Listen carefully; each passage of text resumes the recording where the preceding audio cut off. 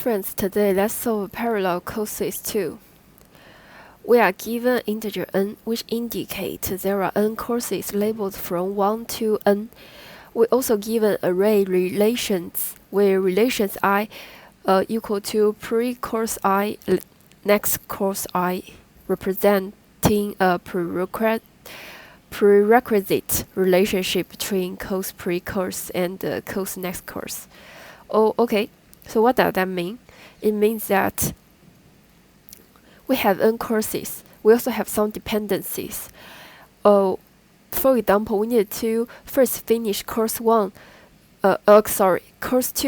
in order to finish course 1. We need to first finish course 3 in order to finish course 1. And we also have another condition, which is k. For one semester, we can at most have k courses. So the question asks us, what is the minimum number of semesters? So for this example, for the first semester, we can take course 2 and 3.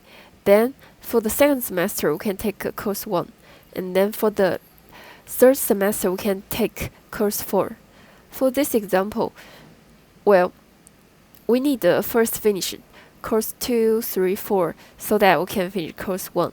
But k is only 2, so we can take course 2, 3 first, and then take course 4, and then take first 1, and last take first course 5. So in total, we have 4 semesters.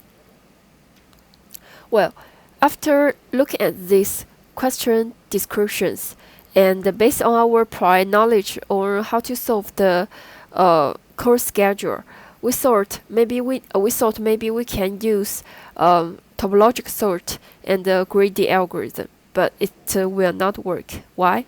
Let's see example.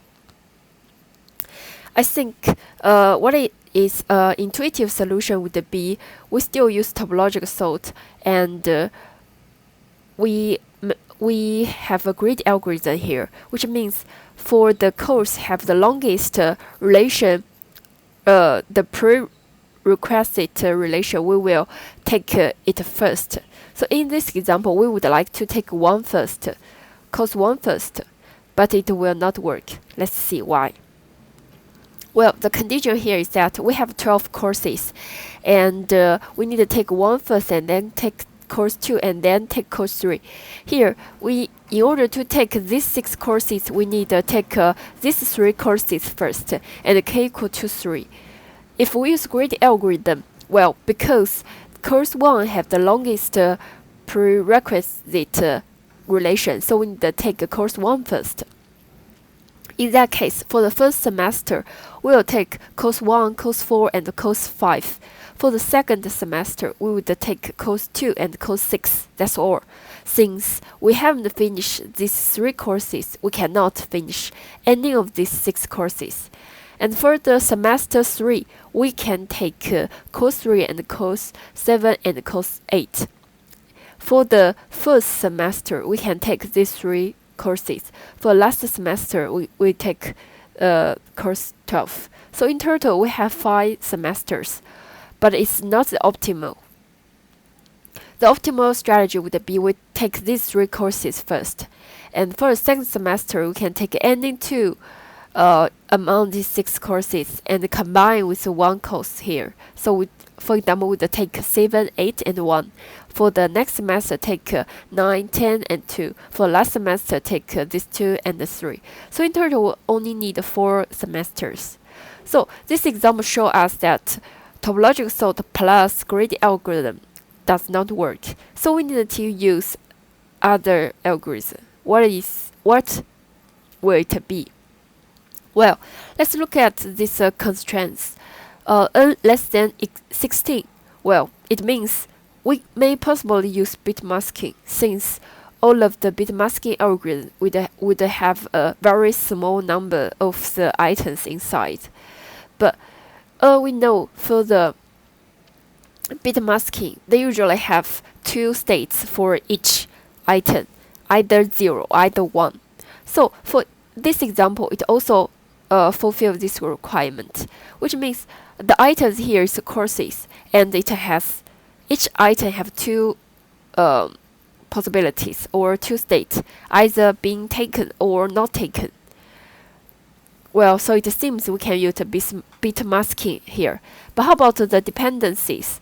Well, for one course, it can have many other prerequisites. We can also represent these prerequisites as a binary array. Well, the courses are its prerequisites. We make it equal to 1. Other courses are just equal to 0. So we can use a binary string as well. Okay, so it seems very clear now. We can use the bitmasking here. So the first part is just to build this prerequisite relation. We for this example, it means the course 0 has the course 1 and the course 2 as prerequisites. Okay, and then what's the general step of the bitmasking solutions? It would iterate all the states, or we call masks, from all of them are 0 to all of them are 1. It actually enumerate all the states. It means all of the courses that haven't been taken. It means all the courses have been taken. Okay, so for each state, we know how many courses we have taken now. But we want to add a new semester. We want to think of what courses we will take for this new semester. So we need to get a current mask. We call it a cur mask. It represents how many courses we can take for this new semester. It should fulfill two requirements. One is all of its prerequisite courses have been taken. The other requirement is this course haven't been taken before, so it means the corresponding bit in this state is 0. So it means the course hasn't been taken before. And we also need to check the prerequisite bits. Okay. After we know which course we can take, we get the cur mask. But it just means this course we can take. It doesn't necessarily mean we need to take.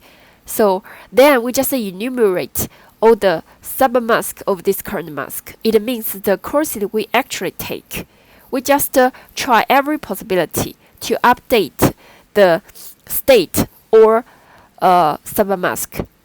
So this is for illuminate all the submask of this current mask. If you are not familiar about that with that, I actually made a video before. It's just about some common bit manipulation.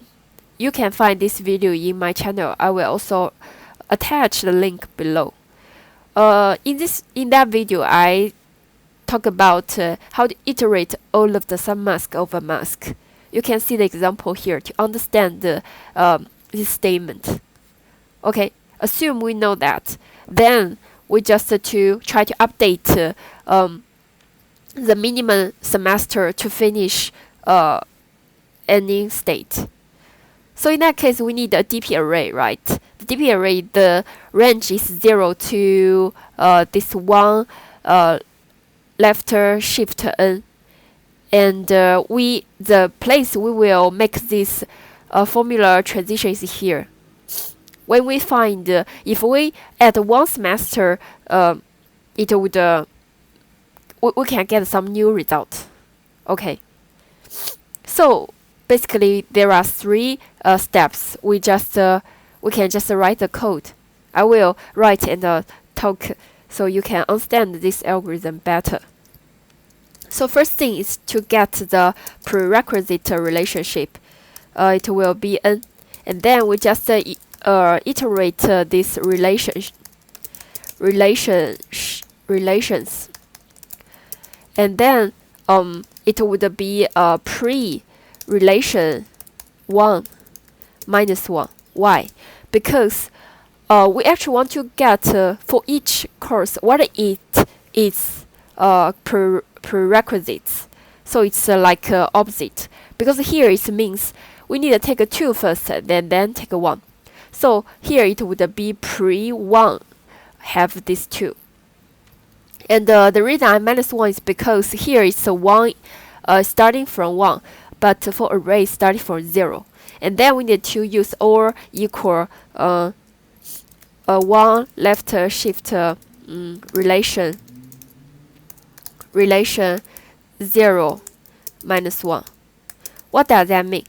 Because we want make this 1 left shift this bits, so that the bit relation 0 -1 is equal to 1, and then it do or with this pre-relation 1 -1. It makes pre-relation 1 -1 the corresponding bit equal to 1. So that's the meaning. Okay, after we make this prerequisite relationship, then we can do the iterate the state from 0 state less than 1 less than 1 left shift n and I plus plus. We just oh sorry, not I, it should be state. It just illuminate all the states. We also need this DP array.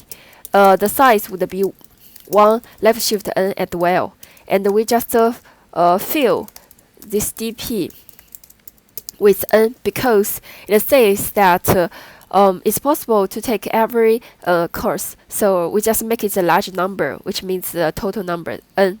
Okay. After that, dp0 should equal to 0. Don't forget that, because it's like initialization, which means for a 0 course we just need a 0 semester.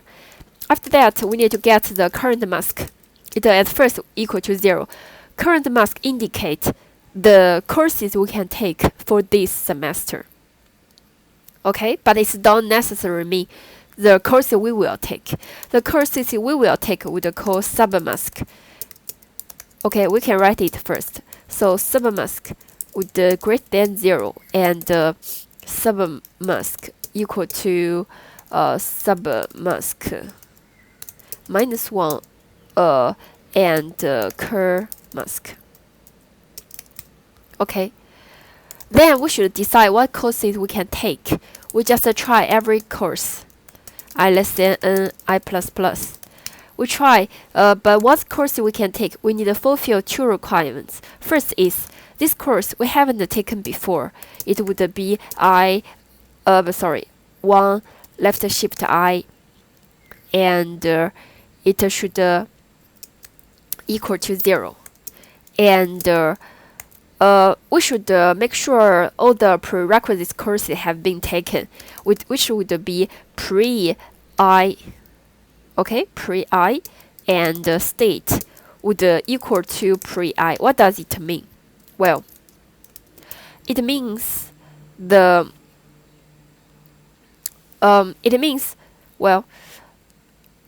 because we have some courses equal to 1 for this prerequisites array, right? And if it and some 1, it will keep 1. But if 1 and 0, it would return 0. So it will not equal to that. So when the pre-I and the state equal to pre-I, it means all of the prerequisites of I had been fulfilled. Okay? And if we can take that, we just make this cur mask take this course would be 1 left than I. Okay, we just make it equal to 1, just simply like this statement. Okay. After that, we are here, right? One thing is here, if the total courses in this submask is greater than k, which means we can not take that, because the total number of 1 in this submask should be less or equal than k, which means we can take those courses. So if integer bit count submask greater than k, we cannot take, we just continue. And if dp state or submask greater than dp state plus 1. We can update. It should be dp state or submask equal to dp state plus 1. What does that mean? Well, because we just add a new semester, right? So that's this dp state plus 1 means it's 1 semester. This is for the current state, how many semester we have taken. Because we are taking the new courses, so we just let it or submask. If this is the current new state, if the new state is greater than the old state plus 1, then we just update it equal to old state plus 1, the needed semester plus 1.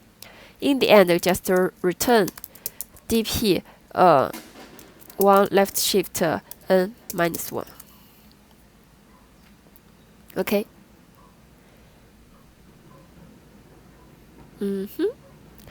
I think it can because the okay, I'm not sure. Well, here and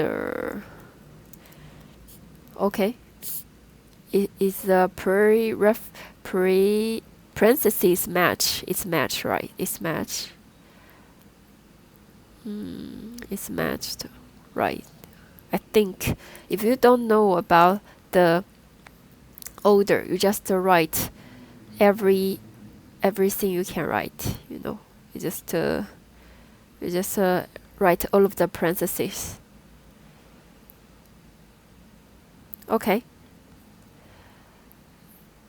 That's all. Thank you for watching. See you next time.